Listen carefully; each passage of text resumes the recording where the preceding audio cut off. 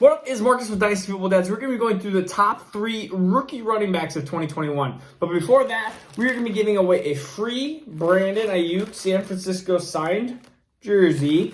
All you have to do is be a subscriber, and we're going to be giving that away at the end of the month to one lucky person.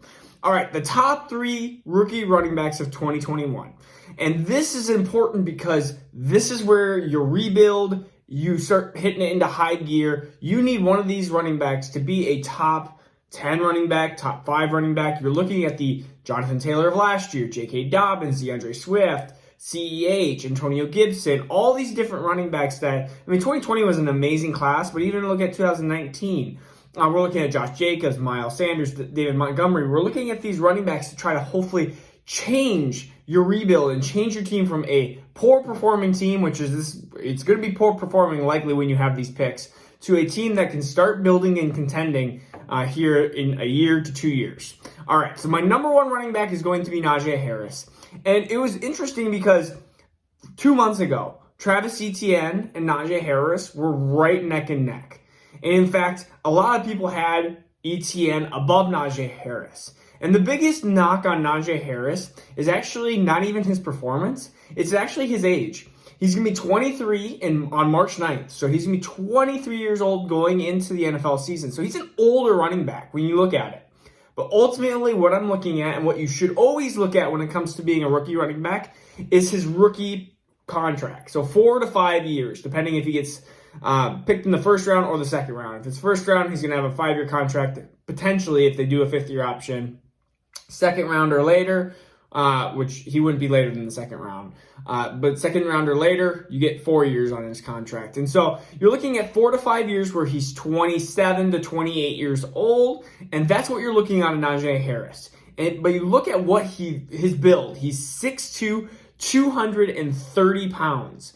And ultimately, the 50-50 that was going on between Najee Harris and Travis Etienne, and even in my brain, they were really close. I feel like that gap is starting to separate.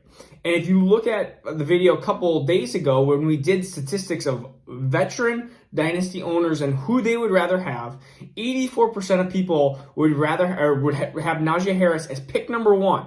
So we were looking at not a landslide, but people are starting to shift and change gears that Najee Harris is the guy that they want. And they see the 6'2", 220 to 230 pound frame. They also see a guy that is very versatile.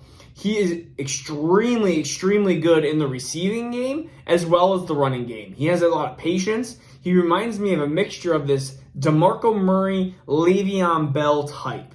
And so are we going to get Le'Veon Bell fantasy value like RB1?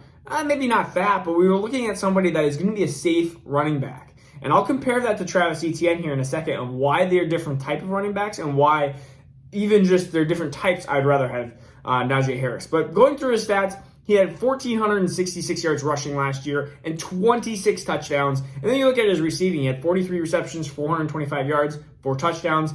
I even went through a Najee Harris film review. That was probably like a month ago on different receptions he can do, all the different tools he has. He can juke well. He can sidestep well. He has good acceleration, good patience, good tackle breaking, good movement in small space, good vision. I mean, he's got all the stats that are all the skills and abilities that you would want.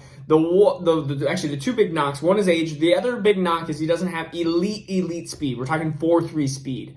We're talking Jonathan Taylor speed. We're talking Travis Etienne speed. And he may not have that, but there was even a video of him running on a treadmill 21, 22 miles per hour on his YouTube channel. And I mean, that is plenty fine for being an NFL running back, a really good NFL running back. If he runs 4.45 or 4.50, like, what else do you need from him? He's got all the skills and abilities to be the number 1 running back. And so number 2 is going to be Travis Etienne. Travis Etienne, of course, a little bit smaller, 5'10", between 195 and 205. I'm just going to say 200 pounds. So he is a decent size for a running back. He's not prototypical size. He's not up to that 215, 220, but he's more lightning in a bottle. I mean, we're talking Travis Etienne is just boom, go. All of a sudden, he scores. He's the Jamal Charles break these 80-yard runs, 60-yard runs. Like, he's one of these players that is going to be in fantasy frustrating Because you're going to have these games, and in my mind, you're going to have these games that he's going to be 10 carries for 25 yards and no receptions, and you're going to be like, what is going on? And then you're going to have these games where he's going to have 15 carries for like 150 yards because he breaks a huge long run. And Travis Etienne has gotten better in the receiving game, which is why he's number 2 here. His receptions over the years, 5, 12, 37, and 48. So he's gotten better after, I think it was his freshman year, he said that he was seeing ghosts in the receiving game, which is not what you want to hear from your running back. But he is one of those extremely good at contact balance and keeping himself upright.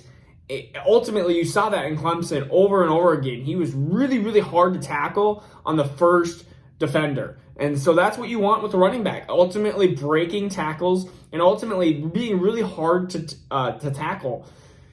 A lot of people are comparing him to Kamara because of his contact balance, but they're different running backs. But I could see their usage being similar, where Travis Etienne's not being utilized as much as Najee Harris, but Travis Etienne goes to like Arizona or maybe Atlanta or something like that. And maybe Atlanta gets like a Chris Carson or something where Chris Carson's going to do some of the in-between the tackle stuff. And then you're going to have Travis Etienne be more of that like lightning in a bottle. Think usage-wise, Latavius Murray and Kamara. Kamara can still be a top 5 running back with Latavius Murray taking some of those inside carries. Think that with Travis Etienne. He has that upside ability. And we look at his 2020 stats real quick. 168 carries, 914 yards, 14 touchdowns, receptions, 48 receptions, his best receptions, over 580 yards, and also 2 touchdowns. So important to know that these 2 running backs are extremely, extremely talented. And so this is where a lot of times you'll see a dip-off, but I am not saying that there's a dip-off. In my mind, there is a 3-headed monster in this draft class. In fact, there might even be a fourth-headed monster in this draft class that I'm going to make another video of very, very soon here. But this is Javonte Williams. Javonte Williams, 5'10", 220 pounds, and we are looking at, if you want 1995 prototypical football of smash mouth football, this is what you're getting with Javonte Williams. I don't believe he's amazing in the passing game. He does things okay in the receiving game. But when I see Javonte Williams, a lot of people are seeing like Royce Freeman and they're seeing those types of players. I see Nick Chubb. I see great vision. I see great ability to have yards after contact. I mean, his yards per rush and his yards after contact. So his yards per rush were 7.3 off 1,140 yards in 2020. But his yards per contact after contact were 4.59, which was 6th in the NCAA. So we're talking like he doesn't get tackled on the first guy at all. Like he hits and keeps moving on. And it was one of those things like I was watching him and Michael Carter. Michael Carter, again, another really good running back out of North Carolina, and they split time, and I think that's why a lot of times you'll see the stats of Javonte Williams, and you go, his stats aren't that great. Well, another thing to note, by the way, Travis Etienne is going to be, he is 22. Javonte Williams is going to be 21. So you're talking about 2-year difference between Najee Harris, a year between Travis Etienne and Javonte Williams. And Javonte Williams, that classic, like, going to be about 21 here in April. So he's going to be a little bit younger running back. So him at pick 3, I mean, I could see him moving up to pick 2 with certain situations. If one of these running backs hits in a bad situation, Javonte Williams could move up to number 2. Maybe he could move up to number 1. It would have to be some sort of weird situation. He'd have to move up to number 1. But Javonte Williams, people are falling in love with him because they look and watch his film. Sometimes you just have to look with your eyes, and sometimes analytics show that Javonte Williams is a good running back. But looking visually, you go, wow, he's a smash mouth, powerful running back. And if you can get a Nick Chubb, yeah, you might not get an RB1 or 2 or 3 or 4 even ever. But if you're going to get a guy that's going to get over 1,000 yards rushing at the next level, which I think is going to happen with Javonte Williams, and you're going to get a guy that will occasionally be in the passing game, you're looking at an RB between 5 and maybe 12, maybe a couple of years of that, which at pick number 3 in Dynasty, pick number 3, over Chase, over Devontae Smith, over all the wide receivers, this is who I would pick, Javonte Williams. I love Javonte Williams. And I may even have a little sneaky pick number 4 above these wide receivers as well. Running backs are key. If you can get a stud running back, it's going to help your rebuild just immensely. I draft running backs and I trade for wide receivers, and that's how I start to build the rebuild. Because if you trade for running backs, they're either way too high in price, or they're veterans and you don't need a veteran in a rebuild, or you're really trying to get a gamble on somebody that is like a Rashad Penny or a Jeff Wilson. Like, those are the running backs you have to get if you don't draft a running back early. Wide receivers, you can get those a little bit later. It just shows in drafts. Like, look at some of the wide receivers even last year. If you picked 101 and 201, yeah, you probably picked 101, maybe you picked CEH or Jonathan Taylor, and 201, maybe you picked T. Higgins. Maybe you picked Claypool.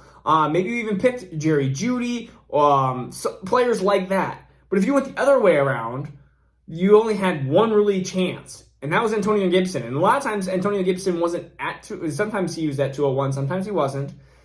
And then when you think about it that way, there's even like 2019. Look at 2019. There was no running backs after the big three. And then you look at the years before, and it's like, wow, there's just like very few running backs into the second round that you're going to get solid skill and talent, and fantasy production is what we're here for. So we need to draft the running backs early. It makes sense. You're likely not gonna, if you get the James Robinsons or if you get the Antonio Gibsons, if you get those players, just accept the lottery, that you got the little bit of a lottery ticket, and that's just going to help propel your rebuild even further. But draft the running back. So we got Najee Harris, Travis Etienne, Javonte Williams. 1, 2, 3. All right. So this is Marcus' Dynasty Full of Dads. If you haven't yet, please subscribe to this rambling channel here. Brandon Ayuk. All right. All you have to do is be a subscriber. Peace out. See you tomorrow.